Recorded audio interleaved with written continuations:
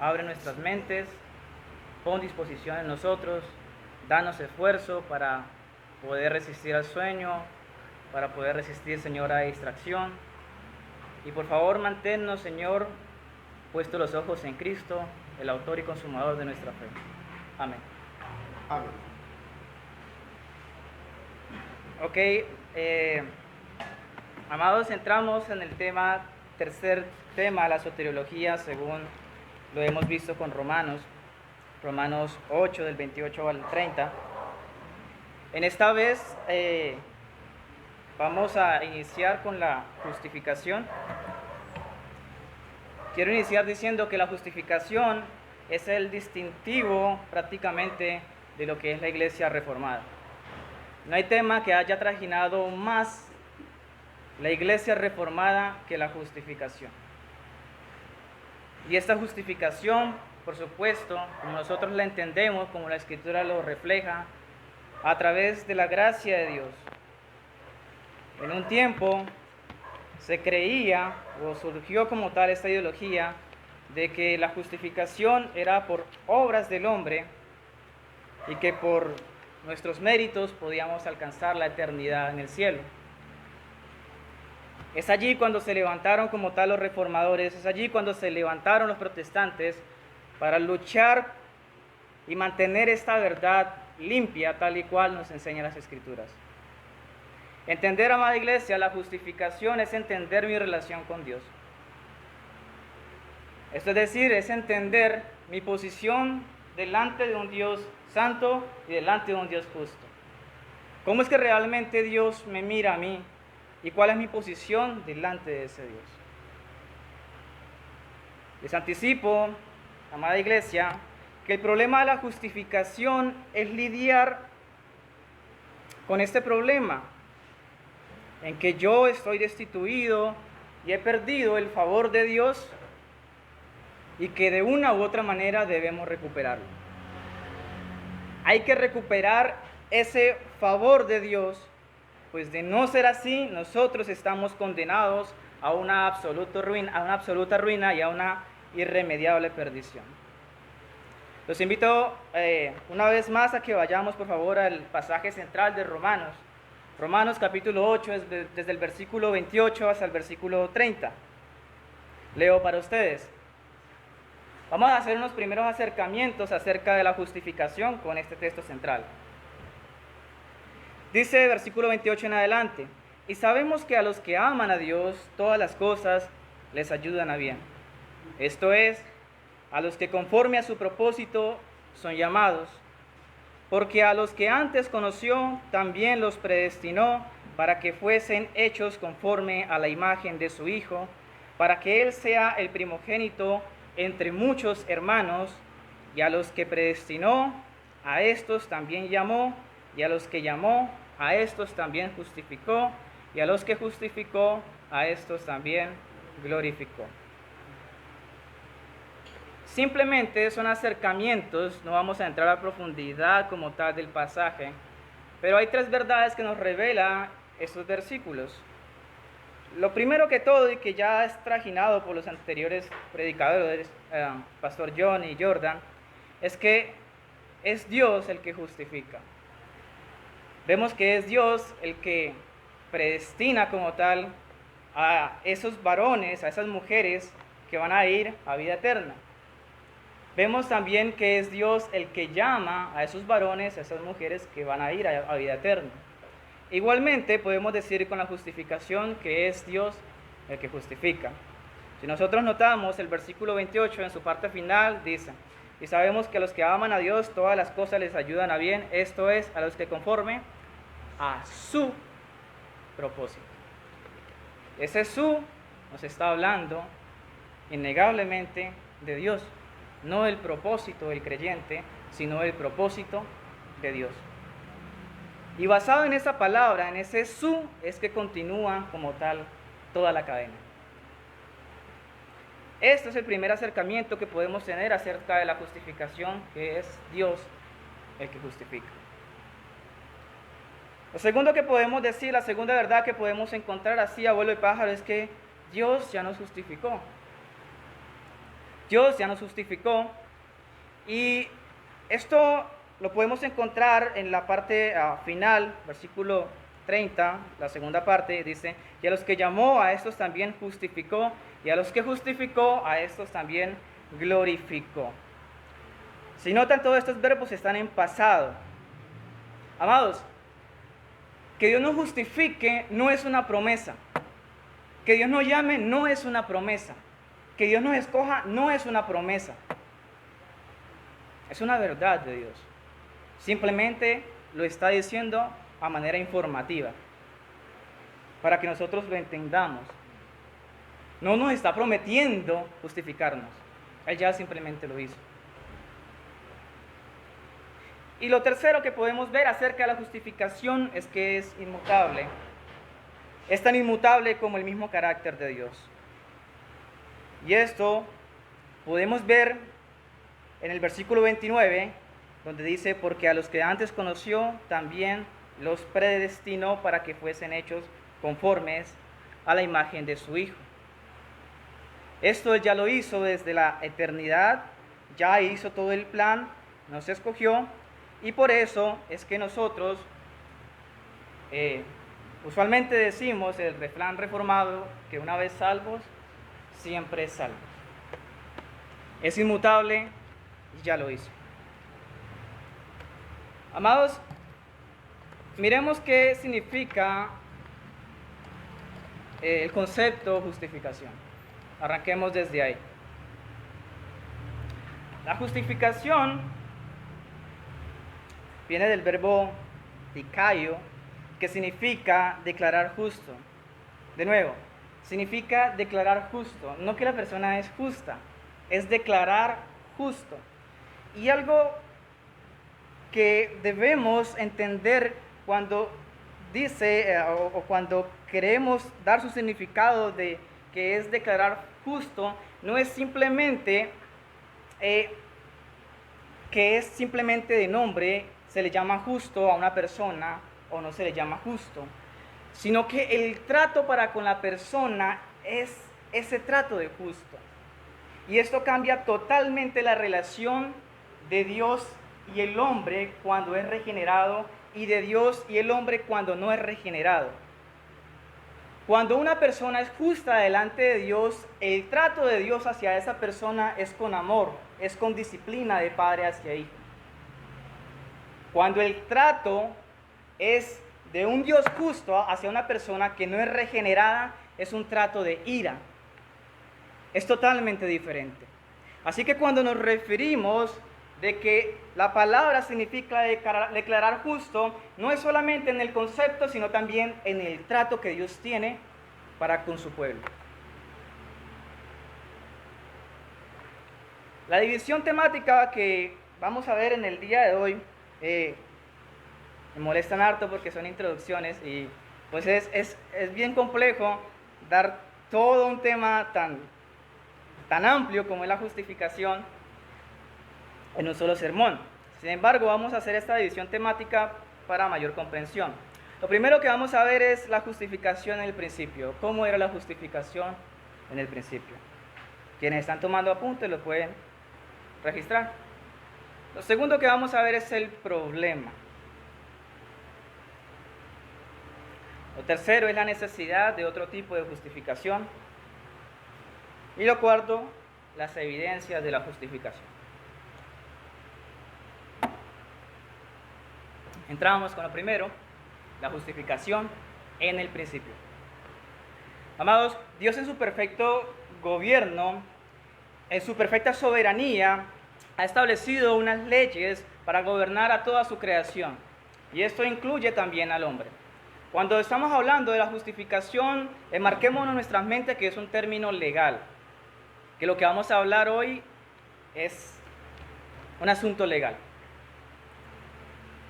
Dios en el principio establece leyes. De hecho, si nosotros vamos a Génesis, capítulo 1, invito a que me acompañen. Capítulo 1, desde el versículo 9 en adelante, de hecho, prácticamente todo Génesis, capítulo 1, nos habla de esas leyes que Dios ha puesto en la naturaleza. Comencemos desde ahí. Mire, vayamos sobre el versículo 9. Génesis capítulo 1.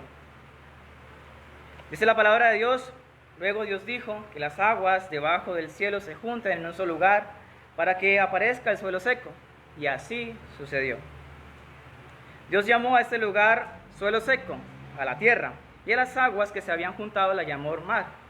Y vio Dios que estaba muy bien esto que había hecho. Entonces Dios dijo que la tierra se cubra de vegetación, toda clase de plantas que den semillas, y árboles que den frutos con semillas, y así sucedió. La tierra se llenó de vegetación, toda clase de plantas que dan semillas, y árboles que dan frutos con semillas.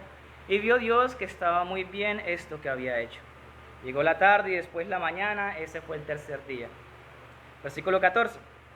Después Dios dijo que haya luces en el firmamento en el cielo para poder separar el día de la noche y para que sirvan para señalar los días, los años y las festividades.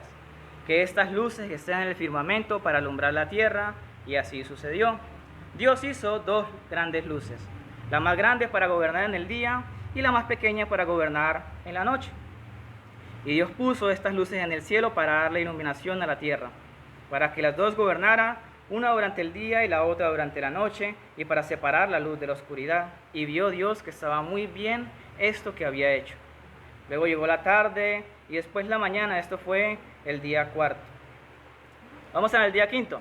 Entonces Dios dijo que las aguas se llenen de seres vivientes, que haya aves volando en el firmamento sobre la tierra, y así creó los animales gigantescos del mar y toda clase de animales que viven en el agua, y también creó todas las especies de aves. Y vio Dios que estaba muy bien esto que había hecho. Dios lo bendijo diciendo: tengan hijos y multiplíquese para llenar las aguas de los mares, y que haya muchas aves en el mundo. Llegó la tarde y después la mañana, ese fue el día quinto.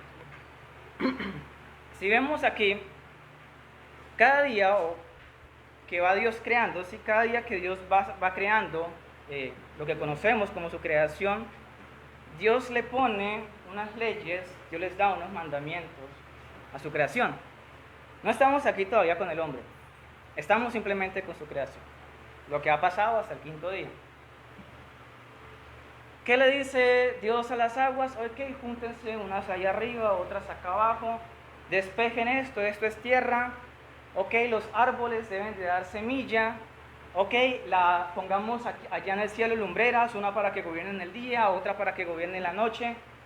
Ok, creamos animales para que llenen la tierra. Esos animales deben de reproducirse, llenar toda la tierra. Y si usted nota aquí, lo que Dios está dando simplemente es impartiendo leyes que hasta el día de hoy se respeta y que siempre se van a respetar. Los animales dan crías. El sol sale en el día, la luna en la noche. Son cosas que siempre va a pasar simplemente porque así en el gobierno de Dios lo ha querido. Estas son las leyes de Dios, amada iglesia. Ahora, ¿qué pasa con el hombre? Ya entramos a Génesis, versículo 26, el capítulo 1, versículo 26, y ahorita nos habla acerca de la creación del ser humano. Dice la palabra de Dios: luego Dios dijo: ahora hagamos al ser humano a nuestra imagen y semejanza. Tendrá poder sobre todos los peces del mar, sobre las aves del cielo y en la tierra, reinará sobre los animales terrestres y sobre todo lo que se arrastre por el suelo.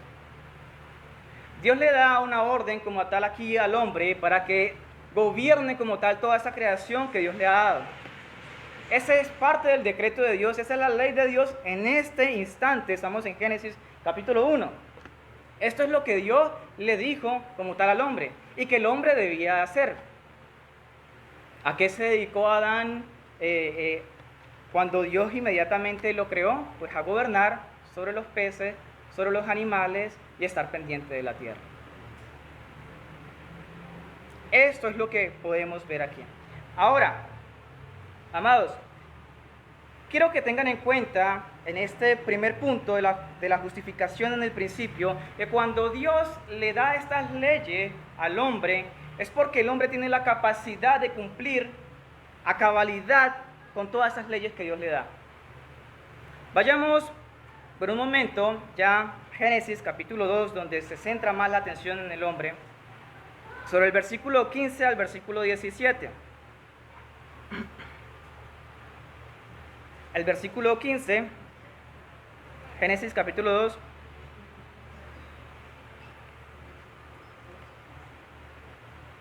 Versículo 15 al versículo 17. Dice palabra de Dios. Tomó pues Jehová Dios al hombre y lo puso en el huerto del Edén para que lo labrara y lo guardase. Y mandó Jehová Dios al hombre, escuche bien, y mandó Jehová Dios al hombre diciendo, de todo el árbol del huerto podrás comer, mas del árbol de la ciencia del bien y del mal no comerás, porque el día que de él comieres ciertamente morirás. Este ya es otro mandamiento, ya es otra ley que le da Dios al hombre. Y de nuevo, en este tiempo, el hombre podía satisfacer y podía cumplir con todas las demandas que Dios le hubiera mandado. Entonces, cuando en el primer punto hablo de la justificación en el principio, lo que trato de decir, amada iglesia, es que la justificación en el principio era por obediencia, era por obras. ¿Por qué por obras? Porque lo podía cumplir, porque Adán no había caído, porque tenía santidad, porque no había pecado en su vida. Podía cumplir 100% las leyes que Dios le había dado. Esto era la justificación antes de la caída. Una justificación por obediencia, una justificación por obras. Ahora, la pregunta que surge aquí, ya sabemos qué es lo que pasa con el hombre que cae, es ¿y qué si el hombre no cumple con las demandas de Dios? ¿Y qué si el hombre no cumple con las leyes de Dios? ¿Qué pasa? Pues pasa, amada iglesia, lo que nosotros podemos ver ya en Génesis capítulo 3. Si nosotros rastreamos Génesis capítulo 3, vayamos solamente sobre el versículo 14, para no leerlo todo. Sobre el versículo 14, dice la palabra de Dios, entonces el Señor Dios le dijo a la serpiente, por haber hecho esto será maldita entre todos los animales, tendrás que arrastrarte sobre tu vientre y comerás polvo todos los días de tu vida. Haré que tú y la mujer sean enemigas y que tu descendencia sea enemiga a la de ella. La descendencia de ella buscará aplastarte la cabeza, mientras tú le tratarás de picar en el talón. Después Dios le dijo a la mujer, te daré más trabajo y multiplicaré tus embarazos, y con todo y duro trabajo tendrás también que dar a luz a tus hijos. Desearás estar con tu marido, pero él dominará sobre ti. Versículo 17. Luego Dios le dijo al hombre, ya que tú obedeciste a la mujer y comiste del árbol que yo te había prohibido, la tierra estará maldita por tu culpa, tendrás que conseguir la comida por medio de duro trabajo durante todos los días de tu vida. Del suelo nacerán cardos y espinas para ti, y tendrás que comer plantas del campo. Obtendrás tu comida con el sudor de tu frente hasta que mueras y regreses al polvo, porque tú saliste de allí, polvo eres y en polvo te convertirás. Allí entramos al segundo punto, que es el problema. ¿Qué pasa si nosotros no cumplimos con las demandas de Dios? Pues lo que pasa sencillamente es que Dios toma cartas en el asunto y que Dios juzga con su justicia perfecta a aquel que no ha cumplido con la ley. Es decir,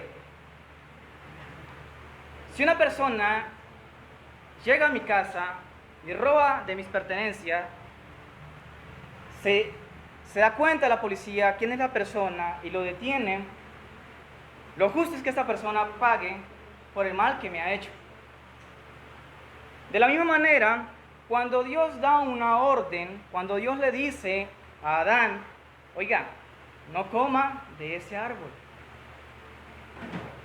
O sea, Dios no le está dando un consejo a Adán. Dios le está dando una orden, Dios le está dando una ley al hombre para que la cumpla. Si no la cumple, lo justo sería que Dios castigara a esa persona que ha incumplido la ley.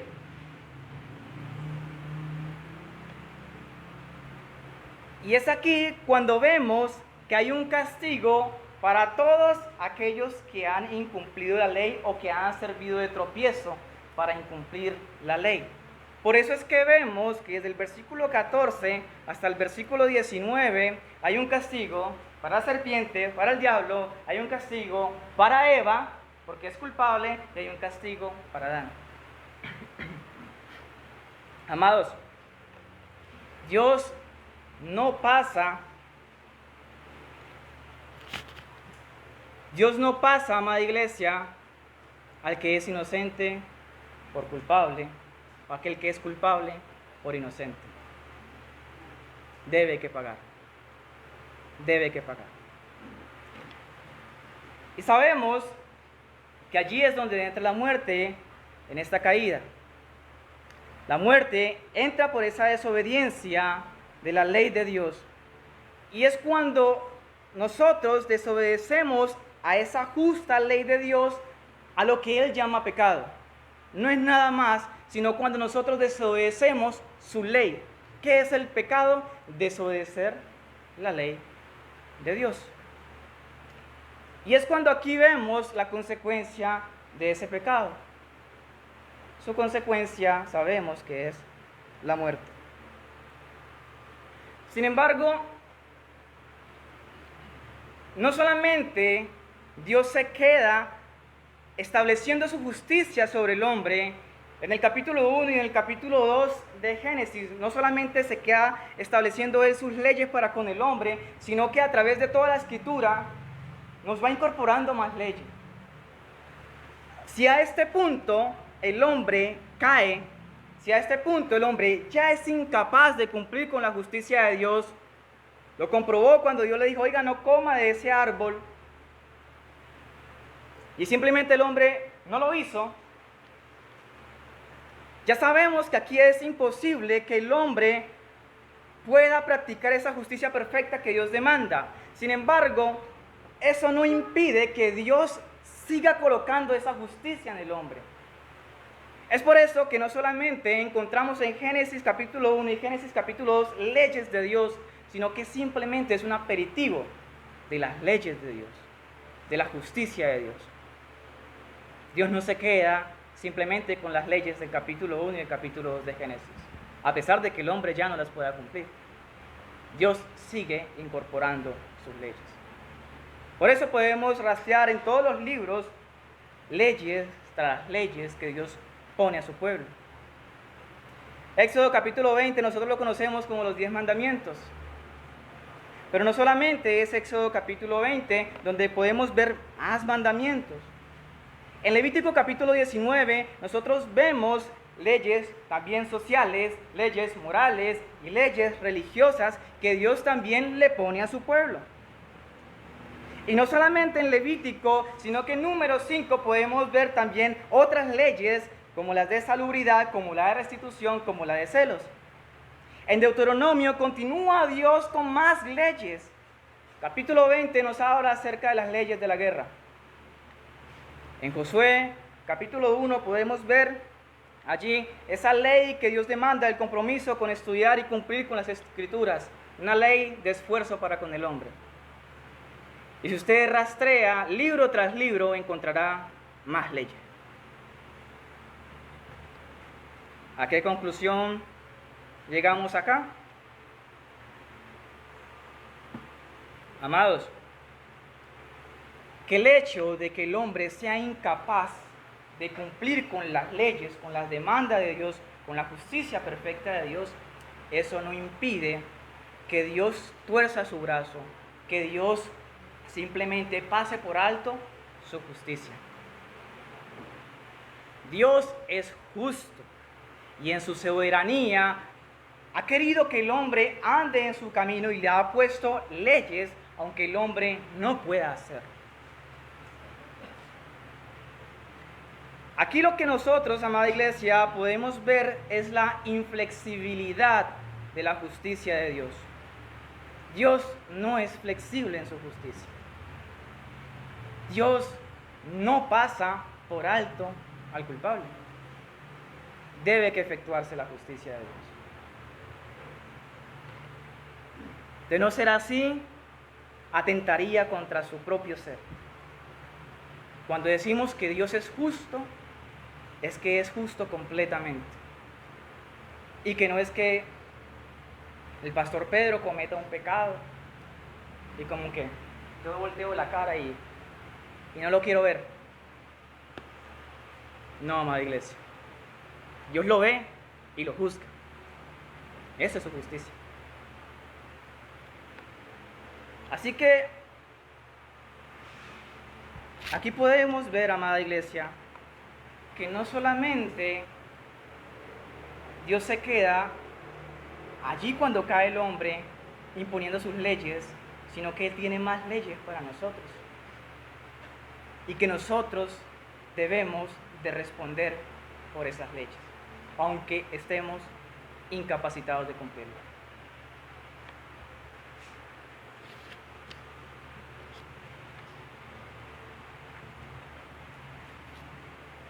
Surge una pregunta aquí. ¿Qué medidas toma Dios cuando el hombre entonces no cumple la ley? Aquí lo que estamos viendo es cerrando toda brecha para que no miremos simplemente a Génesis como una excepción de la ley, sino toda la Escritura como una ley. Pero ¿qué pasa entonces con Dios al ver esa injusticia? ¿Cuáles son las medidas que toma Dios frente a estas injusticias? ¿Será que se suaviza Dios mermando como tal a sus parámetros de justicia? ¿Será nuevamente que simplemente pasa por desapercibido el pecador con su pecado? Vamos a ver algunos acercamientos que nos pueden ayudar a entender cuál sería la justicia de Dios y cuál serio Dios se toma ese atributo de justo. Lo que vamos a ver acá, amada iglesia, es cerrar cualquier tipo de oportunidad en la que nosotros creamos que podemos ser justos por nuestra propia cuenta. El primer punto es que Dios nos acusa por transgredir a su ley. Ya lo hemos tocado, pero una vez lo repito. Mira, en Números capítulo 14, versículo 18, para aquellos que me estén tomando apuntes, allí encontramos este relato cuando Moisés intercede por los israelitas. Y Moisés aquí, a pesar de que está intercediendo por los israelitas, dice una verdad bastante importante acerca de la justicia de Dios. Dice Moisés: Jehová, tardo para la ira y grande en misericordia, que perdona la iniquidad y la rebelión, aunque de ningún modo tendrá por inocente al culpable, que visita la maldad de los padres sobre los hijos hasta los terceros y hasta los cuartos. Nosotros notamos aquí que de ningún modo Dios tiene por inocente al culpable. Esto ya lo había dicho, pero nuevamente ese es un punto que Isaías, el profeta Isaías, cuando habla acerca de esa profecía contra Babilonia, por esos pecados que ha cometido Babilonia, lo amplía, o más bien le da una interpretación por si nosotros no entendemos muy bien. Dice Isaías capítulo 13, versículo 11: y castigaré al mundo por su maldad, y a los impíos por su iniquidad, y haré que cese la arrogancia de los soberbios, y abatiré la altivez de los fuertes. Así que si no entendía la frase de que Dios no permite que ninguna persona que es culpable pase por inocente, o ningún inocente pase por culpable, pues Isaías lo que está diciendo aquí es que si no entiendes, amada iglesia, es que va a haber un castigo. Va a castigar. Va a estar allí el castigo de Dios juzgando a ese impío por lo que ha hecho. Sencillamente es así. Lo segundo que podemos ver acerca de la justicia de Dios, de cómo Dios toma medidas en el asunto, es que Dios muestra su ira para con los infractores de la ley de Dios. Dice Isaías también, capítulo 1, versículo del 2 al 4. Oíd cielos y escuchad tú tierra, porque habla Jehová: crié hijos y los engrandecí, y ellos se rebelaron contra mí. El buey conoce a su dueño, y el asno el pesebre de su señor. Israel no entiende, mi pueblo no tiene conocimiento. Oh gente pecadora, pueblo cargado de maldad, generación de malignos, hijos depravados. Dejaron a Jehová, provocaron a ira al Santo de Israel, pues se volvieron atrás. Si no entendemos, además de que hay un castigo de Dios por su justicia, por efectuar su justicia, veámoslo aquí, de que Dios tiene ira para aquel que quebranta su ley. ¿Cómo lo podemos ver? En la parte final del versículo 4 nos dice, porque ellos volvieron atrás. Es decir, no han obedecido la ley de Dios como en alguna vez estuvieron andando. Y no solamente, amada iglesia, Dios castiga al pecado, Dios castiga al pecador, y no solamente Dios muestra su ira con el pecador, sino que también maldice a aquella persona que no cumpla con su ley.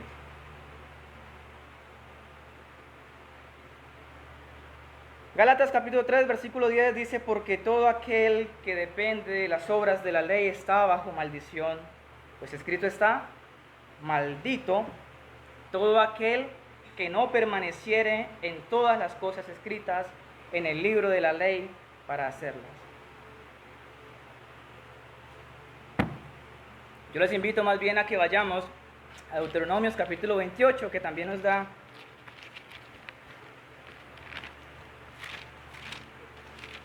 unos argumentos bien sólidos acerca de las maldiciones de Dios.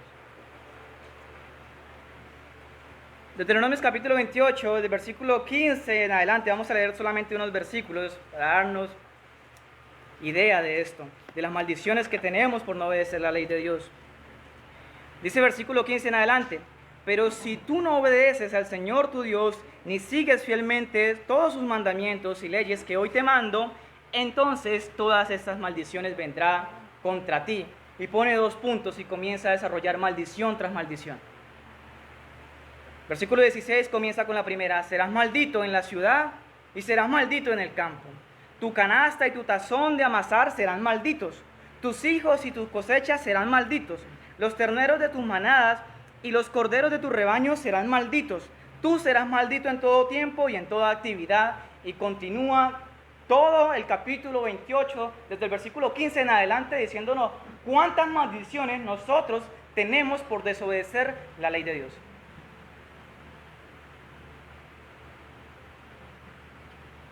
Amados, de nuevo, Dios es inflexible en su justicia. Si eres culpable, tienes que pagar. Dios nos acusa por el mal que hemos hecho. Dios nos maldice por no obedecer su ley. Dios muestra su ira porque no cumplimos con sus mandamientos. Y simplemente quiero dejarlos en esos 3 aspectos para cerrar cualquier tipo de pensamiento, de oportunidad, para que entendamos que Dios se toma muy en serio su justicia y que delante de Dios nosotros estamos totalmente perdidos. Ahora, ¿será que, no sé, al fin y al cabo era gente mala? Pero ¿será que si uno no es tan malo, puede que no tengamos esas maldiciones? ¿Será que si uno no es tan malo, puede que no tengamos ese castigo? ¿Será que si yo no soy tan malo como el pueblo de Israel, porque de todas maneras el pueblo de Israel era testarudo, siempre hacía lo mal delante de los ojos de Dios, pero yo considero que no soy tan malo? ¿Habrá algún tipo de excepción para mí? Y esto es importante, porque muchas veces nosotros nos consideramos malos, pero no tan malos. Entonces, cuando yo soy malo, pero no soy tan malo, frente al ejemplo de los israelitas, que le reclamaban a Moisés, que le reclamaban a Josué, que estaban maldiciendo a toda hora, que ni porque Dios le daba, le ponía el maná, ni porque a la vista de ellos estaba la provisión de Dios, ni tan siquiera así seguía firmes a la ley de Dios, nosotros podemos pensar que tal vez tenemos una oportunidad, habrá alguna excepción y podemos alcanzar esa justicia que Dios demanda de nosotros. Sin embargo, amada iglesia, una vez más quiero cerrar esta brecha o algún tipo de pensamiento similar a este, de que nosotros somos malos, pero no tan malos. Romanos capítulo 3, versículo del 9 al 12, creo que los dos predicadores anteriores lo han tomado, pero bueno, está dentro del concepto, está dentro del tema de la justificación. Allí nos dice que pues somos nosotros mejores que ellos, de ninguna manera, pues ya hemos acusado a los judíos y a los gentiles que están bajo pecado. Como está escrito, no hay justo ni aún uno. No hay quien entienda, no hay quien busque a Dios, todos se desviaron, a unas se hicieron inútiles, no hay quien haga lo bueno. Y si no entendieron, dice nuevamente, no hay ni siquiera uno. Es que no lo hay. Es que tú puedes ser malo, pero no tan malo, pero aún así con eso malo te vas para el infierno. Si puedes ser malo, pero no tan malo, igual no eres justo. No sé si me hago entender cuando hablo acerca de esto.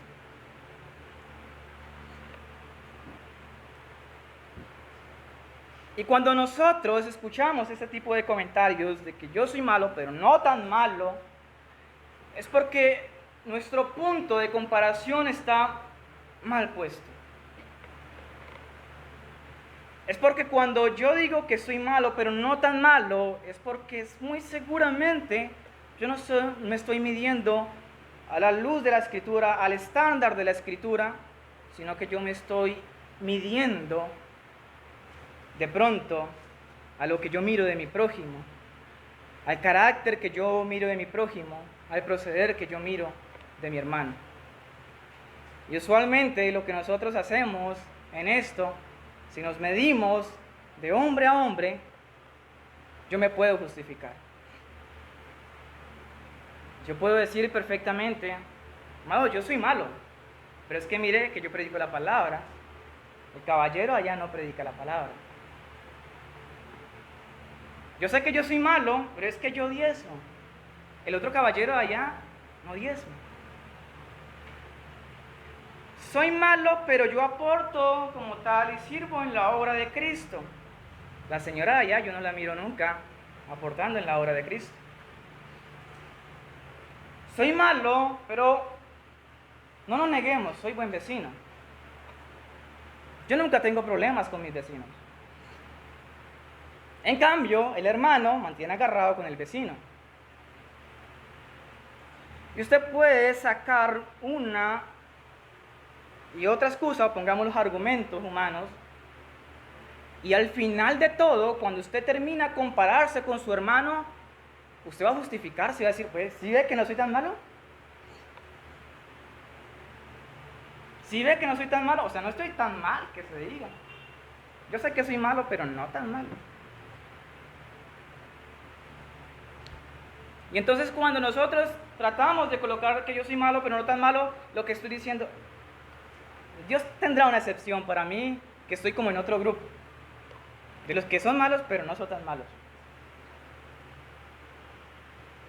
Amados, no hagamos esto. Nosotros debemos de medir nuestra justicia, debemos de medir nuestro proceder, nuestro carácter, bajo la plumada de la ley de Dios. Es así, es así. ¿Cómo podemos mirar el proceder de Adán cuando Dios le dijo, oiga, no coma de ese árbol? Es allí cuando nosotros debemos de medir cómo fue el proceder de Adán. Y cuando Dios nos dice a nosotros, oiga, congréguese, es allí donde nosotros debemos de mirar el proceder, la justicia mía frente a la justicia que Dios demanda. Es que es congréguese y punto. No es que usted se congregue de vez en cuando, o que usted usualmente se congregue. Porque entonces va a decir, yo me congrego más que mi hermano.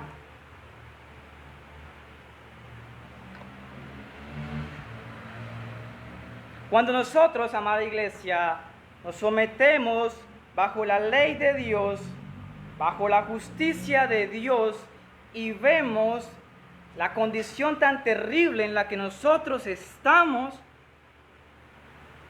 nosotros podemos pronunciar las palabras del justo Job. Decía el justo Job, de oídas te había oído, mas ahora mis ojos te ven. Por tanto, me aborrezco en polvo y en ceniza.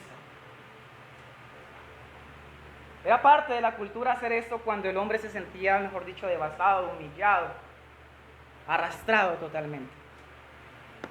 Echarse polvo y ceniza para expresar como tal su humillación, el estado precario de su cuerpo y de su espíritu. Es cuando nosotros podemos entender, amada iglesia, la justicia de Dios y al mismo tiempo podemos ver nuestra relación con Dios. Pero en ese mismo sentido es cuando nosotros también podemos apreciar de la manera más grande, más maravillosa, la obra de Cristo. Es cuando mejor podemos apreciar lo que estábamos hablando en el día de hoy, la soteriología, la salvación. ¿Por qué es tan importante la salvación? ¿Por qué es tan importante Dios en nuestras vidas? Porque nosotros separados de Dios,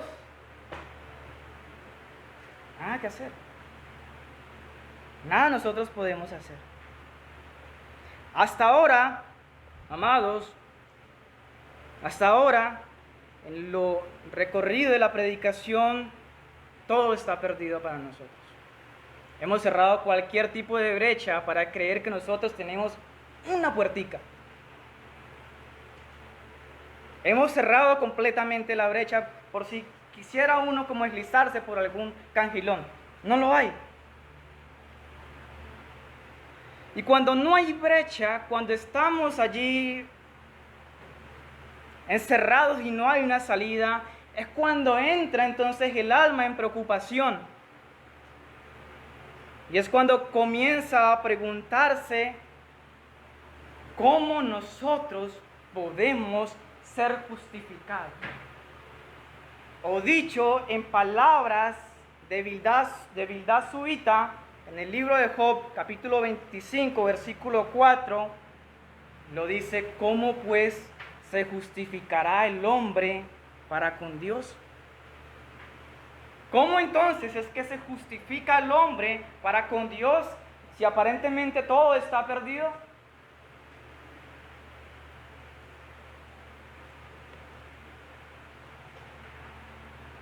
Quienes están tomando apunte, Job capítulo 25, versículo 4. Texto completo dice, ¿cómo pues se justificará el hombre para con Dios y cómo será limpio el que nace de mujer? Frente a esta pregunta de cómo es que puede justificarse el hombre para con Dios, entramos en el tercer punto y es la necesidad de otro tipo de salvación. La necesidad de otro tipo de salvación. En Génesis veíamos que al principio el hombre podía satisfacer las demandas de Dios, pero ya una vez cayó y miramos todo el peso que Dios le pone al hombre. Frente a esta pregunta de cómo pues se justificará el hombre para con Dios, ha nacido una hipótesis dentro de la iglesia. Esta hipótesis, en resumidas cuentas, habla de un cambio radical de nuestras vidas. Un cambio radical en nuestras vidas en el que nosotros nos ponemos en un modo santo, en un modo seriamente santo, de que nosotros de ahora en adelante podamos caminar en la ley de Dios, cumpliendo uno a uno de sus mandamientos y así poder tener como tal chance para presentarnos en el tribunal de Dios. Es una hipótesis. Y yo creo que ustedes están asociados con el arminianismo y toda la cuestión. Es como que yo he sido pecador mis 25, mis 26 años de vida, pero desde hoy, 27 de octubre, no voy a pecar nunca más. Tiene varios problemas esta hipótesis, amada iglesia. La primera objeción que podemos hacer aquí es que si nosotros somos pero muy optimistas, pasando ya más bien a ser utópicos, de que se pudiera hacer, ¿qué pasaría con mi pasado? ¿Qué pasaría con esos 25, 26 quienes tienen más tiempo de vida, esos 50 años de pecado?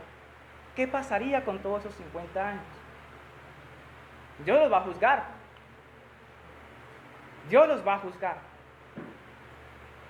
Así que simplemente digamos que en esos 26 años usted haya cometido un pecado, con ese pecado será más que suficiente para descargar Dios sobre usted su ira, sus maldiciones, su castigo. Más que suficiente.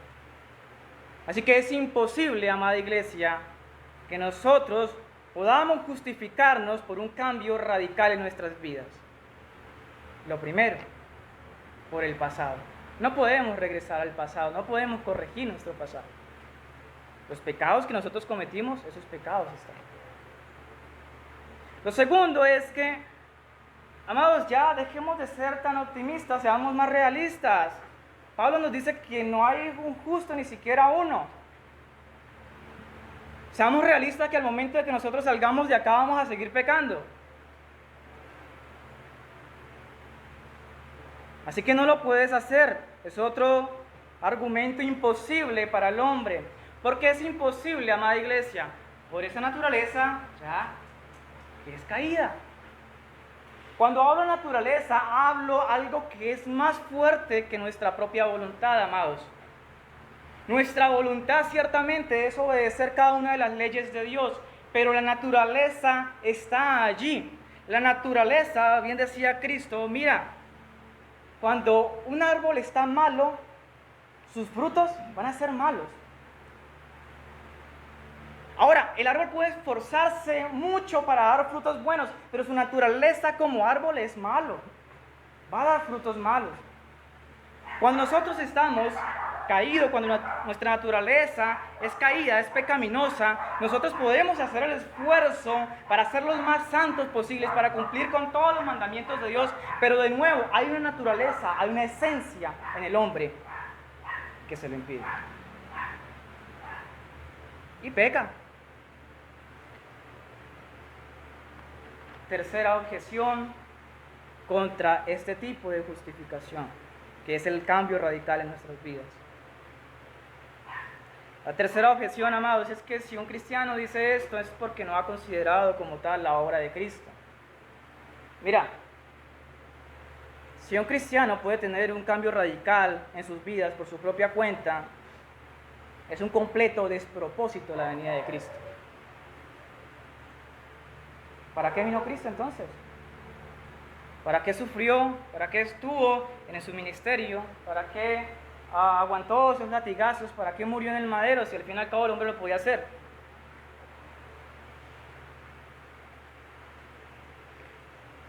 Esto, amada iglesia, es imposible, porque no tan solamente nosotros creemos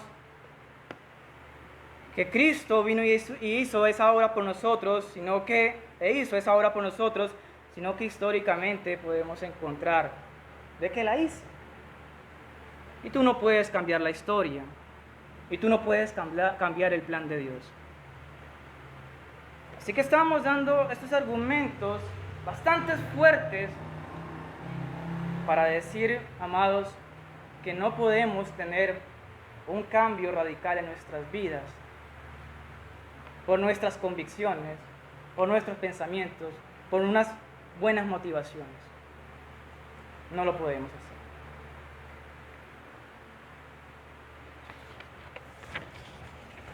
¿Qué es lo que nosotros creemos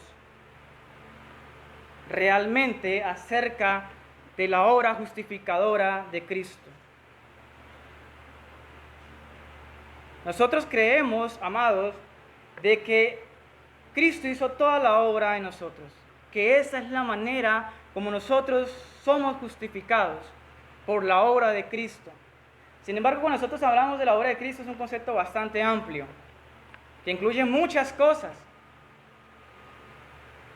pero que vamos a tocar algunos puntos que son importantes para entender esa obra de Cristo.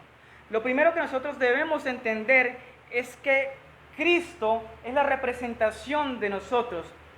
Ya habían tocado este pasaje de Romanos capítulo 5, vayamos por favor allá, para que no se acaben de dormir.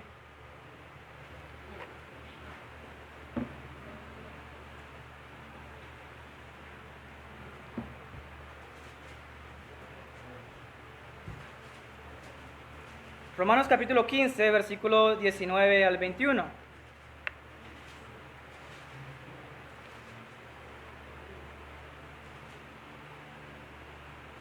Dice la palabra de Dios, porque... ¿Estamos allí? Romanos 5. ¿Yo dije 15? Perdón. 5. Estaban durmiendo, ¿no? Estaba durmiendo. Era para que reaccionara, amados, si estaban durmiendo o no.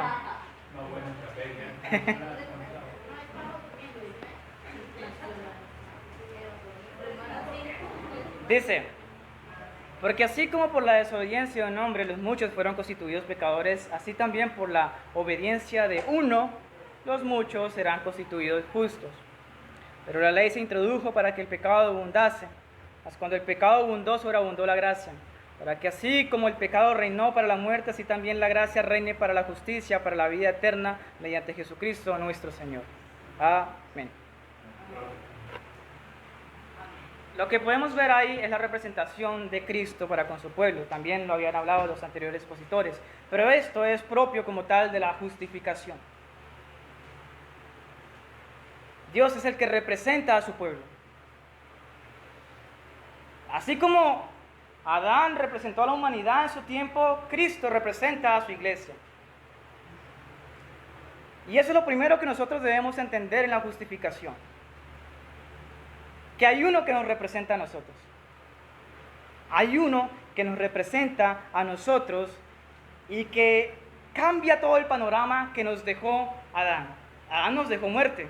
Nos dice Cristo, nos deja vida. El segundo punto es que Cristo hace un intercambio de justicia con su pueblo. ¿Eso qué quiere decir? Que Dios toma nuestra justicia, sabemos, ya desglosamos cómo está nuestra justicia, o más bien nuestra injusticia, toma toda nuestra injusticia y dice, yo me encargo de su injusticia, ahorita ustedes tomen de mi justicia perfecta. Hace un intercambio de esa justicia para con su pueblo. Si alguna vez se preguntó por qué es que la Biblia me tilda como justo, me llama justo, o por qué habla acerca de ciertos personajes como justos, pues es por esto, amados. Porque Cristo puso su justicia perfecta. Ahora tú eres justo. Dice 2 Corintios capítulo 5, versículo 21. Al que no conoció pecado por nosotros, lo hizo pecado, para que nosotros fuésemos hechos justicia de Dios en Él.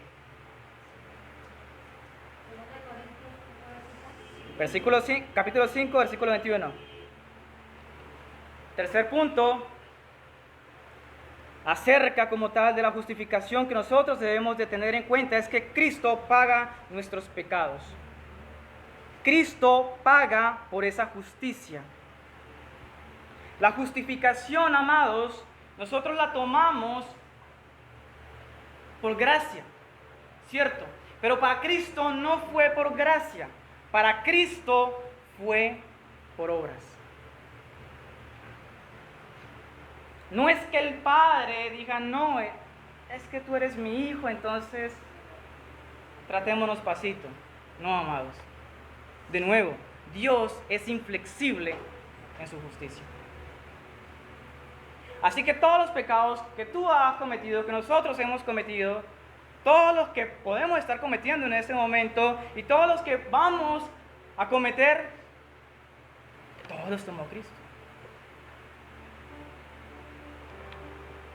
Y nos dio su justicia también para nuestro pasado, para nuestro presente, para nuestro futuro.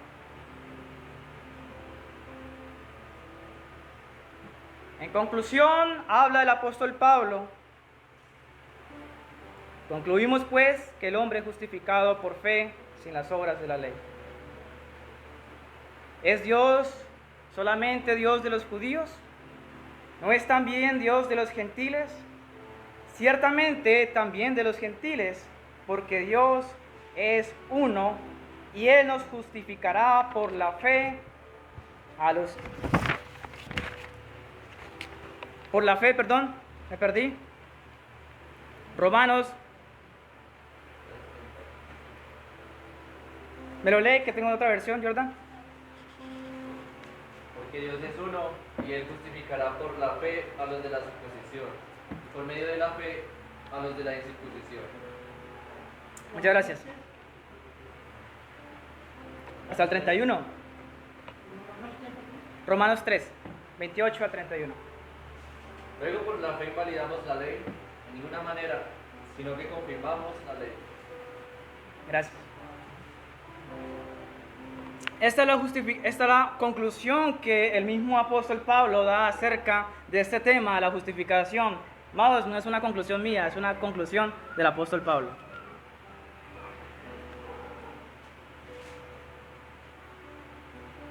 Y entramos ya en la parte final, ya se nos fue el tiempo. Amados, ¿podemos tener evidencia de esa justificación? ¿Ustedes qué piensan? ¿Sí o no? ¿Sí? Sí. Como que sí, como que... Sí. Ok. Hay una cosa que debemos nosotros considerar en cuanto a esta doctrina. Hay una separación o hay unas diferencias claras entre lo que es la justificación y lo que es la santificación. No es lo mismo. No es lo mismo. Vamos a leer, a escuchar tres diferencias. La justificación es moral y experimental. Tú puedes ver la santificación, en una persona a medida que va aumentando su conocimiento y va andando de acuerdo a los preceptos de Dios. Vas viendo la santidad de esa persona. Pero tú no puedes ver la justificación en un hombre.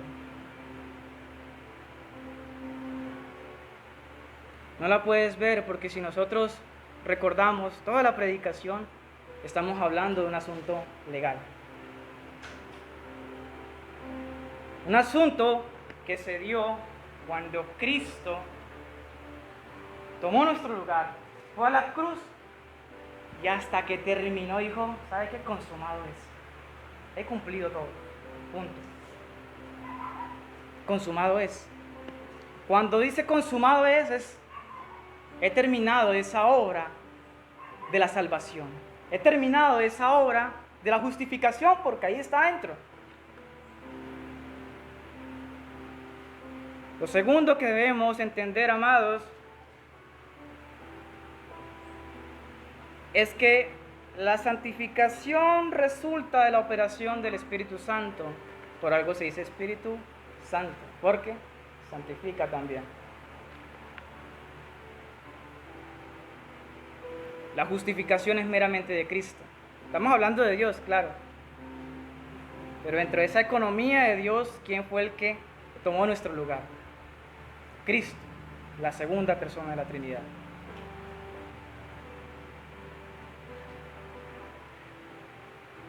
Por eso, consideremos esto. Lo tercero que podemos ver allí es que la santificación, amados, es progresiva, es gradual. Lo ideal es que a medida que el creyente vaya aumentando en sabiduría, se vaya viendo esa santidad mayor cada vez. La justificación no es así.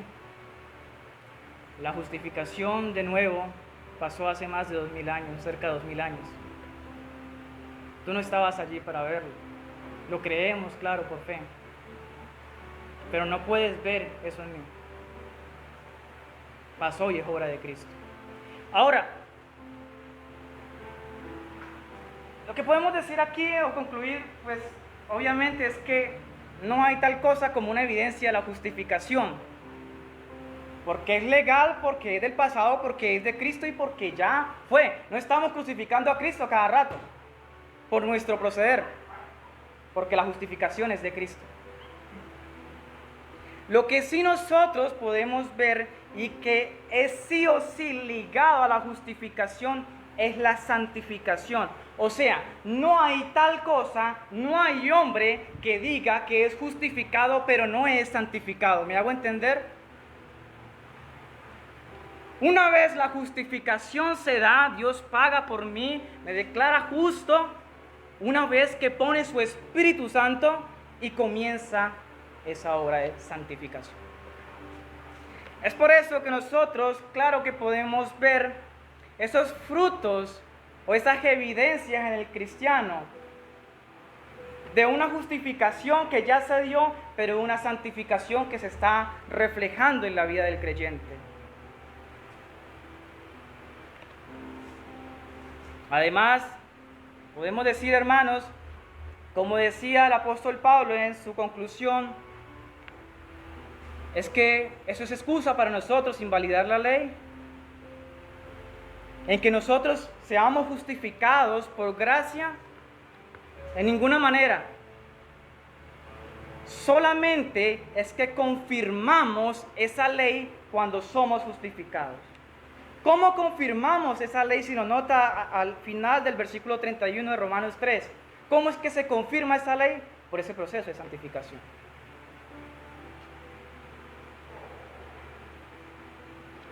¿Cuál es la voluntad del hombre para con nosotros? Que seamos santos. Esa es la voluntad para nosotros, que seamos cada vez más santos. Lo que hace el Espíritu una vez se justifica a la persona es que lo lleva como tal a dar unas evidencias, o lo que Gálatas lo llama como ese fruto del Espíritu, que sí o sí debe de reflejarse. Amor, gozo, paz, paciencia, benignidad, bondad, fe, mansedumbre, templanza.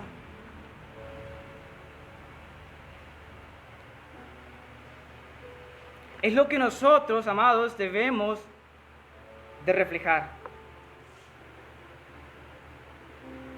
Así que cuando Pablo y cuando yo hablo acerca de que la justificación es de Cristo, de que la justificación es instantánea y que solamente se dio una vez para siempre, no estoy queriendo decir, amados, que seamos libres para cometer cualquier tipo de pecado, que nos descuidemos, que nos vayamos al libertinaje de nuestras almas, sino que más bien recordemos, como lo dijo Pablo, que por esa justificación inmediatamente viene esa santificación, que es la que confirma la ley de Dios. La obra de la santificación, esa obra del Espíritu Santo, nos muestra, amados, si somos o no somos justificados. ¿Somos justificados? miremos el fruto del Espíritu. Allí podemos ver si somos o no somos justificados. Porque de nuevo, no hay tal cosa como que Dios justifique a alguien y que no lo santifique. Justifica y envía su Espíritu para que se santifique. Se nos fue el tiempo, amados, pero espero que haya sido un poco más claro este tema de la justificación. Espero que con la exposición del paso a paso, de cómo estábamos nosotros al inicio, de cómo perdimos el favor de Dios, de cómo es que Dios reacciona cuando perdimos el favor de Dios, si será que Dios cambia, no cambia, se vuelve más suave. Vimos todo lo que pasa con Dios cuando nosotros no estamos a la altura de esa justicia perfecta. Por eso es que el único que puede estar a la altura de esa justicia perfecta es Cristo. Por eso toda nuestra justificación, amados, se la debemos a Cristo.